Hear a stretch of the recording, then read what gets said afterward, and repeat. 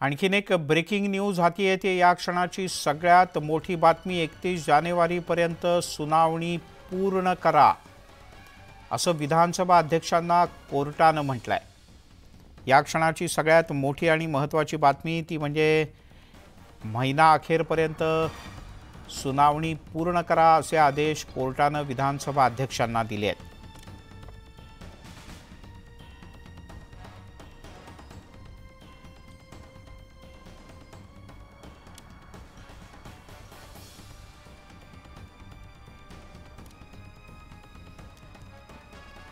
मुळात 10 तारखेपर्यंत या विषयाचा निकाल द्यावा अशा प्रकारचे निर्देश होते। त्याआधी 31 तारीख देण्यात आली होती, पण नागपूरला हिवाळी अधिवेशन विधानसभेचं सुरू असताना अध्यक्षांनी हा सगळा विषय समजून घेण्याचा प्रयत्न केला होता, पण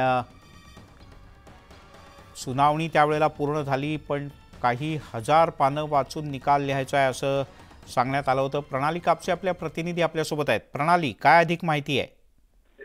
आपल्याला माहिती आहे की शिवसेनेच्या संदर्भामध्ये जी सुनावणी पूर्ण करायची अपेक्षित होती ती सुनावणी अधिवेशनाच्या शेवटपर्यंत पूर्ण झालेली आहे, परंतु बऱ्याचशा कागदपत्रांचा आणि या सगळ्या गोष्टी कंपाईल करून नंतर निकाल द्यायचा होता। त्यामुळे साधारण 10 जानेवारीला निकाल देऊ अशा पद्धतीची माहिती विधानसभा अध्यक्ष राहुल नार्वेकर यांनी दिलेली होती। पण आता त्यात अजून एका माहितीची भर अशी पडतीये, कारण 31 जानेवारीपर्यंत राष्ट्रवादीच्या संदर्भातली सुद्धा सुनावणी पूर्ण करून त्याचा निकाल देण्याचा आदेश सर्वोच्च न्यायालयाने विधानसभा अध्यक्षांना दिलेले असल्यामुळे येत्या गुरुवारपासूनच राष्ट्रवादीची सुनावणी सुरू होणार असल्याची माहिती सूत्रांनी दिलेली आहे।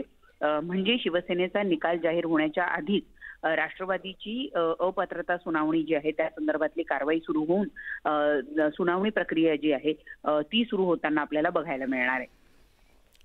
प्रणाली, तुर्तास धन्यवाद या माहितीबद्दल।